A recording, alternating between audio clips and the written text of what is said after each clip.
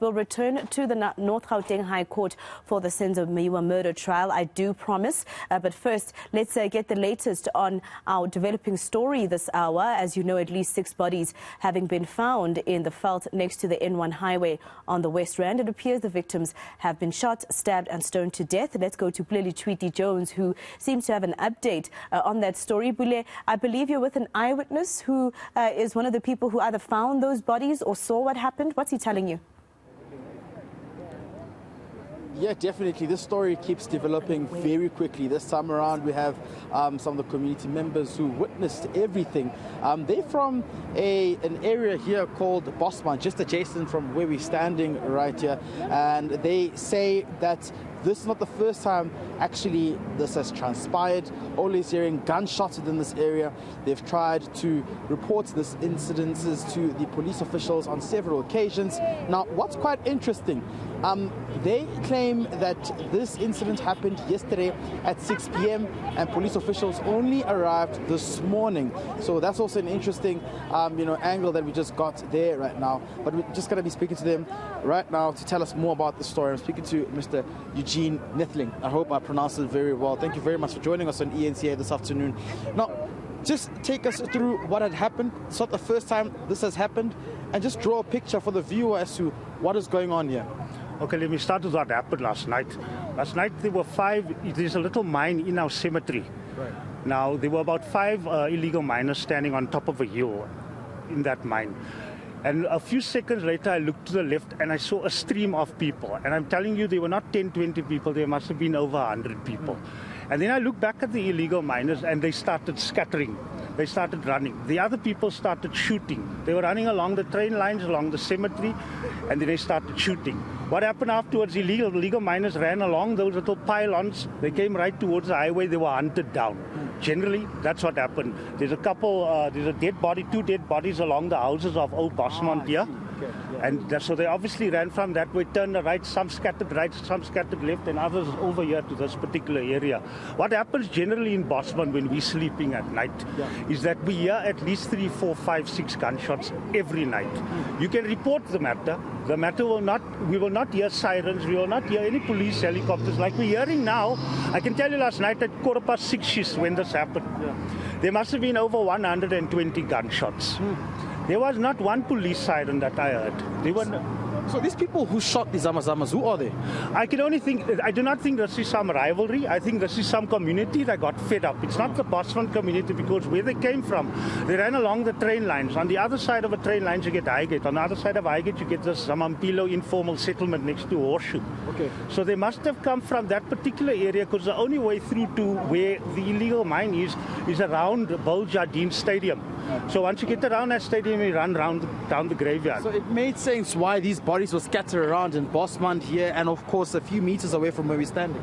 Correct, because they split up. There were about 5 of them on that hill. Right. When they saw this mob coming towards them, and it was a lot of people, it's not 20 people, 100 people. When they saw them, they scattered. Then we heard gunshots. They were returning fire. There were gunshots returning fire. So obviously 1 or 2 scattered to the right, to the left, across here. That's how the police are searching this entire area here.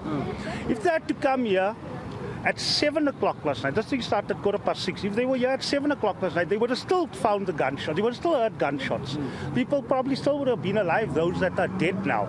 But the fact that they came so late, which is like, 12 hours later, that's some other response time. So from about 6 p.m. to what time did this whole incident actually take place? What time was the last gunshot? Say about hours, until late in the 10 o'clock evening. last night. Yeah. So it was 4 hours worth of gunshots. Yes. And not one police siren around, not one. So are there a lot of Zamazamas in this area who actually cause, or rather commit crime in your area of Bosman? I can particularly say that we have that one hole, that one mine there that they go into.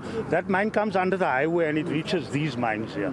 So what we experience is that particular mine, no other particular mine, and they all walk through the graveyard towards that particular area. From that area is where they go back home or wherever. They have like different groups of illegal miners that come. It's not the same 5 or the same 10. It's different people all the time. Just lastly, before I go, if you had a message to the police minister, or the police officials, what is it that you'd want to tell them as a community member or sportsman who's now living in fear, who thinks that the Zamazamas may retaliate any time from now in terms of wanting to know who killed one of their own? Firstly, the police minister needs to explain to police that when a community member calls the police, they need to immediately respond to gunshots or to any sort of violence. We can report crimes here in this particular area. We've been reporting that gunshots in the graveyard for years now, but there's never any action. I can tell you once or twice, there was a police van about 100 meters from that particular mine shaft there. They walk up to the mine shaft. Once they're busy at the mine shaft, they have a little discussion with whoever is there, which the illegal miners are there. They leave it, and then a few minutes later, the police are gone and everything's back to normal. So when we report crimes, we don't get responses here in Bosman. We get ignored. That's basically the bottom line. We practically feel the police is in on it with them.